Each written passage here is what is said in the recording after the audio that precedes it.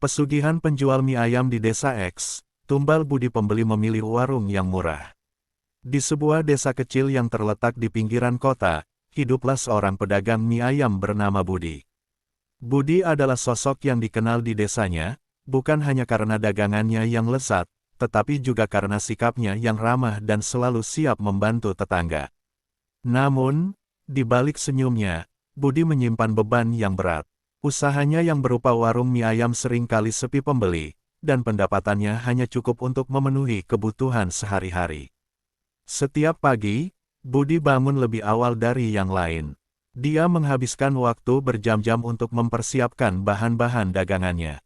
Dari membuat adonan mie hingga meracik bumbu kuah, semua dikerjakan dengan penuh perhatian. Namun, meskipun dia telah berusaha keras, warungnya tidak pernah ramai. Pelanggan seringkali lebih memilih warung lain yang menawarkan harga lebih murah, dan ini membuat Budi merasa putus asa. Suatu malam, saat Budi sedang menyiapkan dagangannya untuk keesokan harinya, dia teringat akan anaknya, Rina, yang baru berusia 5 tahun. Rina adalah sumber kebahagiaan dalam hidupnya, tetapi belakangan ini, dia sering terserang penyakit. Budi merasa tidak mampu memberikan yang terbaik untuk anaknya, termasuk pengobatan yang dibutuhkan. Dia mulai berpikir, bagaimana aku bisa memberikan yang terbaik untuk Rina jika aku tidak bisa menghasilkan uang. Dalam kondisi tertekan, Budi bertemu dengan seorang teman lamanya, Anton, yang sudah sukses menjadi pengusaha. Anton bercerita tentang keberhasilan bisnisnya dan cara dia mencapai kesuksesan. Namun, saat Budi mendengar bahwa Anton melakukan pesugihan untuk mendapatkan kekayaan, hatinya bergetar. Awalnya, Budi merasa skeptis. Dia tahu bahwa pesugihan adalah praktik yang berisiko dan bisa berdampak buruk, tetapi saat melihat wajah Rina yang semakin memucat, rasa putus asa mulai mengalahkan logika. Teman, aku tahu itu terdengar gila, tapi jika kamu ingin cepat kaya, ada cara yang bisa kamu coba. Tapi ingat, ada harga yang harus dibayar, kata Anton dengan nada serius. Budi merasa terombang-ambing antara harapan dan ketakutan. Dia tahu bahwa pesugihan bukanlah jalan yang benar, tetapi saat itu, dia merasa terdesak. Dalam pikirannya, dia hanya melihat satu jalan keluar, ini demi anakku. Budi pun mencari informasi lebih lanjut tentang pesugihan. Di internet, dia menemukan berbagai cerita tentang orang-orang yang berhasil kaya raya setelah melakukan ritual tertentu. Dia juga mendengar bahwa untuk mendapatkan kekayaan, dia harus melakukan pengorbanan. Dalam hati Budi, rasa ragu dan gelisah berkecamuk. Apakah aku benar-benar berani mengambil risiko ini? Pikirnya, kekhawatiran itu terus menghantuinya, tetapi saat melihat kondisi Rina yang semakin parah, Budi merasa tidak ada pilihan lain. Dia mulai mencari dukun yang bisa membantunya. Dalam pencariannya, dia menemukan seorang dukun tua yang tinggal di pinggiran desa. Dukun itu dikenal memiliki kemampuan yang luar biasa dalam membantu orang-orang yang ingin mengubah nasib mereka. Keesokan harinya, dengan hati berdebar, Budi pergi menemui dukun tersebut. Saat memasuki rumah dukun, suasana terasa mistis dengan aroma dupa yang menyengat dan hiasan-hiasan aneh di sekelilingnya. Dukun itu menatap Budi dalam-dalam sebelum mulai berbicara. Anakmu sakit, ya, kau ingin membantunya, tetapi kau terjebak dalam kemiskinan. Ada jalan untuk mendapatkan kekayaan, tetapi kau harus siap dengan konsekuensinya, kata dukun itu dengan suara serak. Budi merasakan ketakutan dan harapan yang bercampur aduk.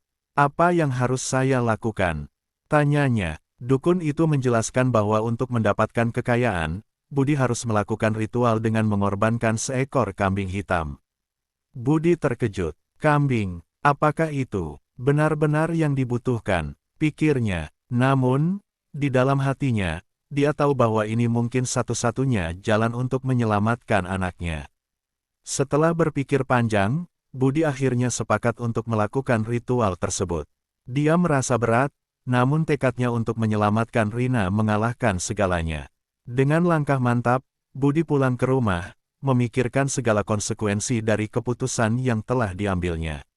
Dalam perjalanan pulang, Budi merenung. Dia tahu bahwa pesugihan bukanlah jalan yang benar, tetapi saat melihat wajah Rina yang sakit, semua itu terasa tidak ada artinya. Jika aku bisa mendapatkan kekayaan, aku akan mengobati anakku dan hidup bahagia, pikirnya. Namun, di dalam hati, suara kecil berbisik, apa kau siap membayar harga yang harus dibayar? Ketika malam tiba, Budi tidak bisa tidur. Pikiran tentang ritual dan konsekuensinya terus menghantuinya. Dia tahu bahwa pilihan ini akan mengubah hidupnya selamanya. Dia menatap langit malam yang gelap dan berdoa, berharap agar segala sesuatunya berjalan baik. Dalam kegelapan, dia merasakan ketidakpastian dan rasa bersalah mulai menggerogoti hatinya. Setelah malam yang penuh kecemasan, pagi harinya Budi bangun dengan tekad yang baru. Dia tahu bahwa keputusan untuk melakukan ritual pesugihan bukanlah hal yang sepele, tetapi rasa cinta dan tanggung jawab terhadap anaknya mengalahkan segala keraguan yang ada di benaknya.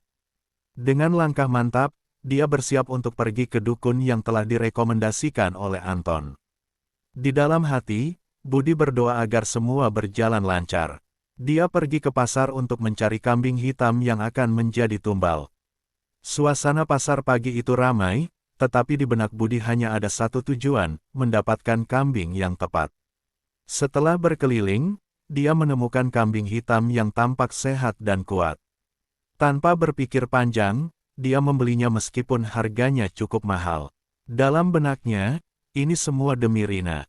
Setelah membawa kambing pulang, Budi merasa ada sesuatu yang tidak beres. Rasa cemas mulai muncul kembali. Dia duduk di kursi kayu di depan warungnya, memandangi kambing hitam yang terikat.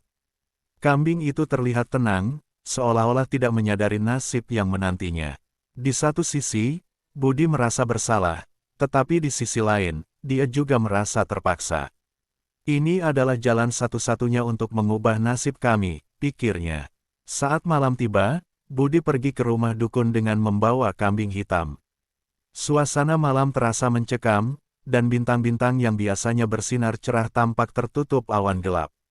Ketika dia tiba di rumah dukun, suasana di dalamnya terasa lebih mistis dari sebelumnya. Dukun itu sudah menunggu dengan tatapan tajam dan penuh misteri. Ritual dimulai dengan berbagai sesajen yang diletakkan di altar. Budi melihat dukun menyiapkan berbagai macam benda, bunga, dupa, dan beberapa benda lainnya yang tidak familiar baginya. Dalam hati, dia merasakan ketakutan yang mendalam, tetapi sekali lagi, rasa cinta terhadap Rina membakar semangatnya. Dukun itu meminta Budi untuk mengucapkan niatnya dengan tegas. Ya Allah, saya bersedia mengorbankan kambing ini demi kekayaan dan kesehatan anak saya, ucap Budi dengan suara bergetar. Setelah itu, dukun mulai melakukan mantra-mantra dalam bahasa yang tidak dimengerti oleh Budi. Suasana semakin mencekam ketika dia melihat dukun mengangkat pisau yang berkilau di bawah sinar bulan. Ketika pisau itu menghujam ke tubuh kambing, suara jeritan kambing menggema di malam yang sunyi. Budi menutup telinganya, tetapi suara itu tak bisa hilang dari pikirannya. Dalam hatinya, dia merasakan ada sesuatu yang sangat salah, tetapi semua itu terasa sudah terlambat. Dia telah melangkah ke dalam dunia yang gelap. Setelah ritual selesai, Budi merasakan sedikit kelegaan. Dukun itu menjelaskan bahwa proses ini akan membuka jalan bagi kekayaan yang selama ini dia impikan.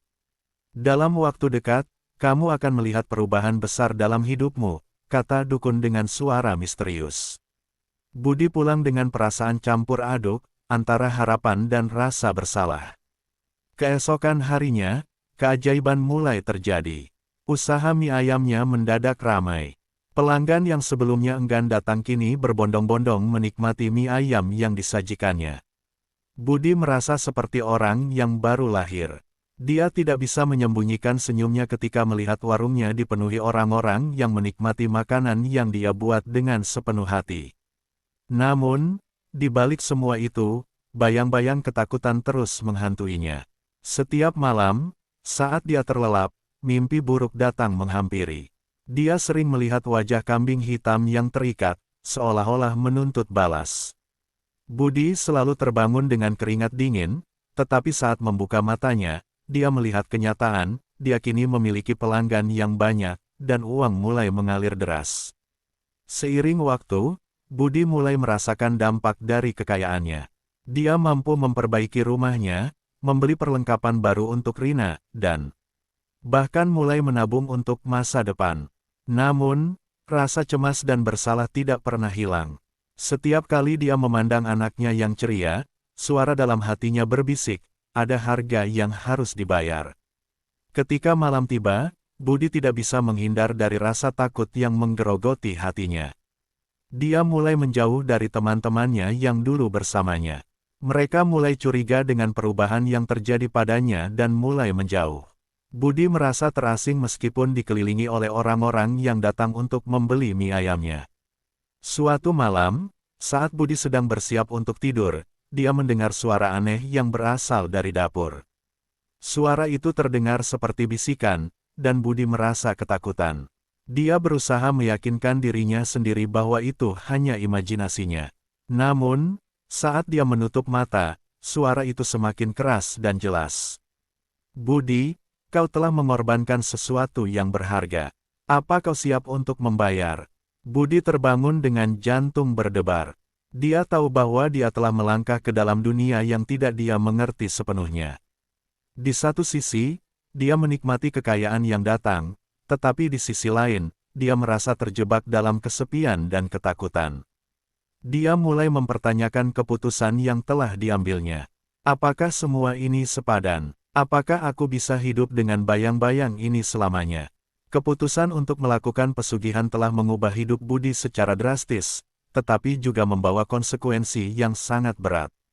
Mimpi buruk, suara aneh, dan rasa bersalah mulai menggerogoti hidupnya.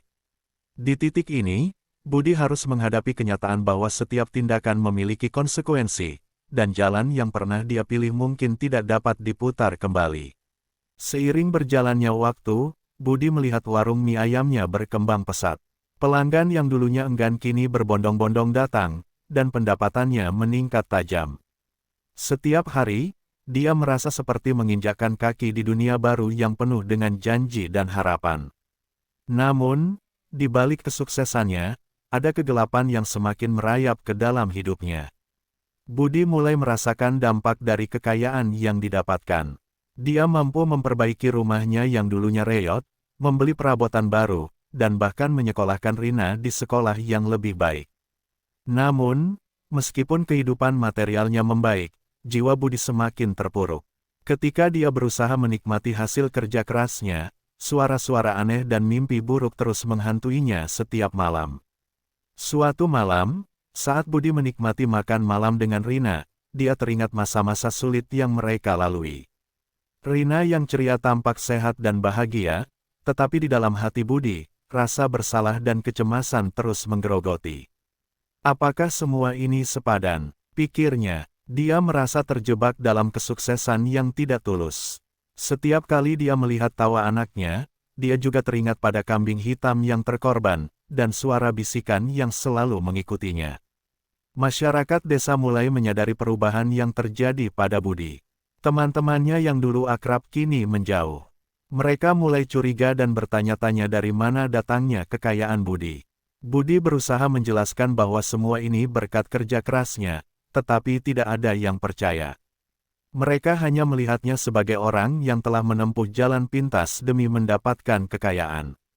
Rasa kesepian itu semakin mendalam, membuat Budi merasa terasing di tengah keramaian. Kekayaan yang datang begitu cepat membuat Budi merasa berkuasa. Dia mulai bergaul dengan orang-orang baru, yang juga terlibat dalam praktik serupa. Mereka merayakan kesuksesan dengan pesta-pesta besar, menghabiskan uang dengan cara yang seolah-olah tidak ada hari esok. Namun, di dalam hati Budi, ada ketidakpuasan yang terus menggerogoti. Dia merasa seperti boneka yang dikendalikan oleh kekuatan yang lebih besar. Suatu malam, Budi kembali terbangun dari mimpi buruk. Dia melihat sosok wanita yang menangis di sudut kamar, wajahnya penuh kesedihan. Wanita itu tampak familiar, dan Budi mendapati dirinya teringat pada kambing hitam yang dikorbankannya. "Kenapa kau melakukannya, Budi? Kau telah membunuh harapan," bisik wanita itu. Budi merasa tercekik oleh rasa bersalah yang mendalam. Dia mencoba menutup mata dan berharap semuanya akan hilang, tetapi suara itu semakin keras. Ketika Budi berusaha mengabaikan mimpi buruknya, dia terus berusaha mendapatkan lebih banyak kekayaan. Dukun yang membantunya awalnya berkata bahwa dia harus melanjutkan ritual untuk mempertahankan keberuntungannya. Budi merasa terjebak. Setiap kali dia melakukan ritual, dia merasa ada sesuatu yang hilang dari dirinya. Dia mulai meragukan keputusannya dan bertanya-tanya tentang harga yang harus dibayar untuk semua ini. Suatu hari, saat Budi sedang membersihkan warung, dia menemukan sebuah foto lama yang diambil saat dia masih miskin, berdiri di samping Rina yang tersenyum. Melihat foto itu, Budi merasakan kerinduan yang mendalam pada masa-masa sederhana ketika kebahagiaan tidak diukur dengan uang. Dia merindukan saat-saat ketika dia bisa tertawa lepas tanpa beban. Saat itu, dia bertekad untuk memperbaiki semuanya. Namun, saat ia mulai merencanakan perubahan, usaha mie ayamnya kembali sepi. Pelanggan yang dulu ramai kini mulai berkurang. Mimpi buruk dan suara-suara aneh semakin sering menghampiri. Budi merasa putus asa, dia tidak tahu apa yang harus dilakukan. Dia berpikir jika dia berhenti melakukan ritual, semua yang telah dicapainya akan hilang. Ketakutan itu semakin mendalam, dan Budi merasa terjebak dalam lingkaran setan. Keesokan harinya, saat Budi berdiri di warungnya yang kini sepi, dia melihat sekelompok anak-anak bermain di halaman. Mereka tampak bahagia dan bebas dari segala beban. Dalam hati, Budi merasa iri. Dia ingin kembali ke masa itu, ketika kebahagiaan tidak bergantung pada harta melainkan pada cinta dan kebersamaan. Namun, dia tahu bahwa jalan yang dia pilih telah mengubah segalanya. Ketika malam tiba, Budi kembali terbangun dari mimpi buruk. Kali ini, sosok wanita itu muncul lagi. Kau telah membuat pilihan, Budi. Sekarang, saatnya membayar, katanya dengan suara penuh penyesalan. Budi merasa ketakutan yang tak terlukiskan. Dia tahu bahwa dia telah terjebak dalam jaring yang dia buat sendiri, dan tidak ada jalan keluar yang mudah. Kehidupan Budi semakin terasa berat seiring berjalannya waktu. Mimpi buruk dan suara-suara aneh yang terus menghantuinya membuatnya semakin tertekan. Dia merasa seolah-olah terjebak dalam labirin tanpa jalan keluar. Setiap malam, saat ia terbangun dari mimpi buruk dengan napas tersengal, hatinya dipenuhi dengan rasa bersalah yang mendalam. Dia tahu bahwa dia telah melakukan kesalahan yang tidak bisa diperbaiki. Suatu malam, saat Budi duduk sendirian di warungnya yang sepi, dia teringat pada Rina. Anak kecil yang penuh semangat itu kini tampak lebih pendiam dan seringkali terlihat cemas. Budi merasa hatinya hancur melihat perubahan pada anaknya. Dia mulai menyadari bahwa semua kekayaan yang didapatkan tidak berarti jika dia tidak bisa memberikan kebahagiaan dan ketenangan untuk Rina. Dalam benaknya, terbersit pertanyaan, apakah ini semua sepadan? Ketika Budi pulang ke rumah, dia menemukan Rina sedang bermain sendiri di sudut ruangan. Dengan pelan, dia mendekati anaknya dan bertanya, Rina, kenapa kamu terlihat sedih? Rina mengangkat wajahnya dan menjawab dengan suara pelan, Papa, aku hanya ingin kita kembali seperti dulu, saat kita masih bisa tertawa bersama. Mendengar jawaban itu, Budi merasakan hatinya teriris. Dia ingin sekali mengembalikan masa-masa itu, tetapi dia tahu bahwa semua itu tidak mungkin. Malam itu, saat Budi berusaha tidur, dia kembali terbangun oleh suara tangisan. Kali ini, suara itu datang dari dapur. Dengan rasa penasaran dan sedikit ketakutan, dia melangkah keluar untuk memeriksa. Di sana, dia melihat sosok wanita berpakaian putih yang tampak sedih. Wajahnya penuh kesedihan. Budi teringat pada kambing hitam yang dikorbankannya. Wanita itu menatapnya dengan tatapan penuh penyesalan. Kenapa kau melakukannya, Budi? Kau telah mengorbankan harapan yang seharusnya menjadi milikmu, bisiknya. Budi merasa ketakutan dan bingung. Siapa kamu? Apa yang kau inginkan dariku? Tanyanya dengan suara bergetar. Wanita itu hanya menggelengkan kepala, seolah-olah tidak memiliki jawaban. Keesokan harinya, Budi pergi menemui dukun untuk mencari jalan keluar. Dalam hatinya, dia berharap ada cara untuk membebaskan diri dari kutukan yang dirasakannya. Ketika dia sampai di rumah dukun, suasana di dalamnya terasa lebih mencekam daripada sebelumnya. Dukun itu menatapnya dengan tatapan tajam dan penuh misteri. "Apa yang kau inginkan, Budi?" tanya dukun itu. Dengan penuh rasa putus asa, Budi menjelaskan semua yang telah terjadi. Dia menceritakan tentang mimpi buruk, suara-suara aneh, dan perubahan pada anaknya. Dukun itu mendengarkan dengan seksama, lalu berkata, "Untuk membebaskan dirimu dari kutukan, kau harus mengorbankan sesuatu yang paling berharga." Budi terdiam. "Apa yang harus aku korbankan?" tanyanya. Dukun itu menjelaskan bahwa untuk menebus kesalahan, dia harus melepaskan semua kekayaannya. "Hanya dengan mengorbankan apa yang kau miliki, kau bisa mendapatkan kembali kedamaian," kata dukun dengan tegas. Kembali ke rumah, Budi merenungkan kata-kata dukun. Dia merasa bingung dan terjebak dalam dilema. Di satu sisi, semua kekayaan yang telah didapatkan adalah hasil dari perjuangan dan pengorbanan. Namun, di sisi lain, dia menyadari bahwa kekayaan itu tidak membawa kebahagiaan, justru menambah beban di hatinya. Dengan tekad yang bulat, Budi memutuskan untuk menjual semua aset yang dimilikinya.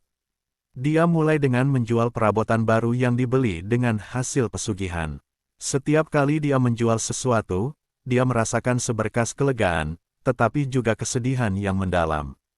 Pelanggan yang datang untuk membeli barang-barang itu melihat perubahan pada Budi. Mereka mulai bertanya-tanya apakah Budi sedang mengalami kesulitan. Setelah menjual semua yang dimiliki, Budi kembali membuka usaha mie ayamnya dengan cara yang lebih sederhana. Meskipun warungnya tidak lagi semewah dulu, dia merasakan kedamaian yang tidak pernah dirasakannya sebelumnya. Dia kembali fokus pada cara memasak yang membuatnya bahagia, dan tidak peduli dengan keuntungan yang didapatkan. Namun, saat dia mulai menjalani hidup yang lebih sederhana, dia merasakan bahwa semua yang telah dicapainya mulai hilang. Pelanggan yang dulunya ramai kini mulai menjauh. Warungnya kembali sepi, dan Budi merasa putus asa. Dia berusaha keras untuk memperbaiki keadaan, tetapi kekayaan yang dulu datang deras kini terasa seperti mimpi yang jauh. Di tengah kesedihan itu, Rina semakin sakit. Budi merasa hatinya hancur melihat anaknya yang dulunya ceria kini terbaring lemah. Dia merasa bersalah karena tidak mampu memberikan yang terbaik untuk putrinya. Dalam keputusasaannya, dia kembali mencari cara untuk mengobati Rina, tetapi tidak ada yang bisa dilakukannya. Dia merasa terjebak dalam lingkaran penyesalan. Pada malam terakhir, saat Rina terbaring lemah, Budi merasa hancur. Dia menyadari bahwa pencarian kekayaan melalui pesugihan telah menghancurkan hidupnya. Dalam kesedihan yang mendalam, dia berdoa memohon ampun kepada Sang Pencipta, berharap untuk mendapatkan kesempatan kedua. Dia menyadari bahwa kebahagiaan sejati tidak bisa dibeli, dan pengorbanan yang dilakukan membawa dampak yang sangat besar. Kehidupan Budi semakin terasa sulit. Setelah menjual semua aset dan kembali ke usaha mie ayam yang sederhana, dia merasa seolah-olah semua harapan telah sirna. Warungnya sepi, dan pelanggan yang dulu ramai kini menjauh.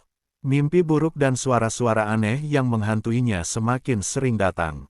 Budi terbangun setiap malam dengan keringat dingin, merasa terjebak dalam dunia yang gelap. Rina, putrinya, kini terbaring lemah. Penyakit yang dideritanya semakin parah, dan Budi merasa putus asa. Dia telah berusaha mencari pengobatan, tetapi tidak ada yang berhasil. Setiap kali dia melihat wajah Rina, rasa bersalah dan penyesalan menggigitnya. "Apa yang telah aku lakukan?" pikirnya. Dia tahu bahwa semua ini adalah akibat dari pilihan yang telah diambilnya. Suatu malam, saat Budi duduk di samping Rina yang terbaring lemah, dia mendengar suara bisikan lagi. Suara itu datang dari sudut ruangan, seolah-olah mengingatkannya pada kesalahannya. "Kau telah mengorbankan sesuatu yang berharga, Budi. Sekarang saatnya membayar." Budi merasa tercekik oleh rasa takut yang mendalam. Dia tahu bahwa dia harus menghadapi konsekuensi dari tindakan yang telah diambilnya. Dalam keputusasaannya, Budi kembali mencari dukun. Dia berharap ada cara untuk menebus kesalahannya dan menyelamatkan anaknya. Ketika dia sampai di rumah dukun, suasana di dalamnya terasa lebih mencekam dari sebelumnya. Dukun itu menatapnya dengan tatapan tajam dan penuh misteri. "Apa yang kau inginkan, Budi?"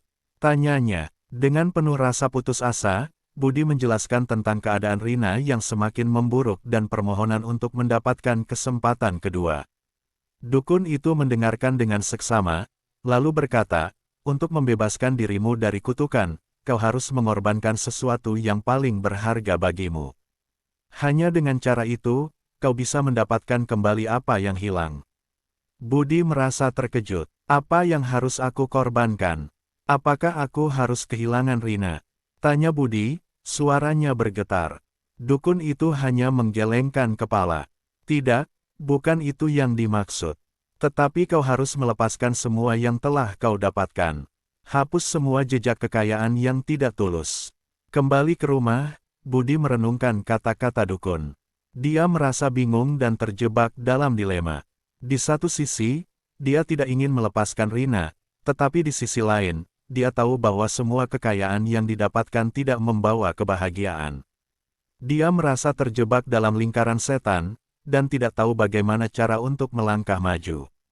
Akhirnya, Budi memutuskan untuk melakukan apa yang diminta dukun. Dia mengumpulkan semua uang yang tersisa dan memberikan sumbangan kepada orang-orang yang membutuhkan. Dia juga memberikan makanan kepada tetangga yang kurang mampu. Meskipun dia merasa kehilangan, ada kelegaan yang menyelimuti hatinya. Dia merasa seolah-olah menghapus jejak-jejak kelam dari hidupnya. Namun, meskipun Budi telah berusaha untuk menebus kesalahan, Rina semakin memburuk. Dia terbaring lemah, dan Budi merasa putus asa. Dia berdoa setiap malam, memohon agar Tuhan memberikan dirinya kesempatan untuk memperbaiki semuanya. Dalam keputusasaannya, dia teringat pada semua kenangan indah bersama Rina. Dia ingin mengembalikan senyuman di wajah anaknya. Suatu malam, saat Budi sedang bersiap untuk tidur, dia terbangun oleh suara tangisan yang sangat familiar. Dia bergegas ke kamar Rina dan menemukan anaknya terbangun, menatapnya dengan mata yang penuh harapan. "Papa, aku ingin sembuh. Aku ingin bermain lagi," kata Rina dengan suara lemah. Budi merasa hatinya hancur. Dia ingin sekali memberikan segalanya untuk anaknya, tetapi dia merasa tidak berdaya. Dalam keputusasaannya, Budi kembali ke rumah dukun. "Aku ingin melakukan apapun untuk menyelamatkan anakku," katanya dengan suara penuh harapan. Dukun itu menatapnya dengan serius, lalu berkata, "Kau harus siap untuk membayar harga yang lebih besar. Terkadang, untuk mendapatkan kembali yang hilang, kita harus kehilangan sesuatu yang lebih berharga." Budi merasa ketakutan, tetapi dia juga merasa putus asa. Dia tahu bahwa dia harus mengambil risiko jika ingin menyelamatkan Rina. Dalam hati, dia berdoa agar Tuhan memberinya petunjuk. Dukun itu meminta Budi untuk kembali melakukan ritual, tetapi kali ini dengan pengorbanan yang lebih besar. Malam itu, Budi kembali ke tempat ritual dengan membawa semua yang tersisa, uang, perhiasan, dan barang-barang berharga lainnya. Dia merasa berat hati, tetapi dia tahu bahwa ini adalah satu-satunya cara. Saat dia melakukan ritual, suara-suara aneh dan bisikan kembali menghantuinya. Dia berdoa, berharap agar semua ini membawa kebaikan bagi Rina. Setelah ritual selesai, Budi pulang dengan harapan dan ketakutan yang bercampur aduk. Dia melihat Rina yang terbaring lemah, dan untuk pertama kalinya, dia merasakan kedamaian di dalam hatinya. Dia tahu bahwa dia telah melakukan yang terbaik untuk putrinya. Namun, keesokan harinya, saat Budi bangun, dia mendapati Rina tidak bernapas. Suara tangisan dan kesedihan menyelimuti rumah mereka. Budi merasa hancur. Dia telah melakukan semua yang bisa dia lakukan, tetapi akhirnya, dia kehilangan segalanya. Dalam kesedihan yang mendalam, dia menyadari bahwa pencarian kekayaan melalui pesugihan telah menghancurkan hidupnya. Semua yang diimpikannya kini sirna, dan dia hanya menyisakan penyesalan yang mendalam. Akhir cerita ini menggambarkan bagaimana Budi, yang awalnya hanya ingin menyelamatkan anaknya, akhirnya kehilangan segalanya. Dalam pencarian kekayaan yang instan, dia menemukan bahwa kebahagiaan sejati tidak bisa dibeli, dan harga yang harus dibayar untuk mencapai kekayaan seringkali terlalu tinggi. Kesedihan dan penyesalan menyelimuti hidupnya, dan dia harus menghadapi kenyataan bahwa setiap pilihan membawa konsekuensi yang tidak terduga.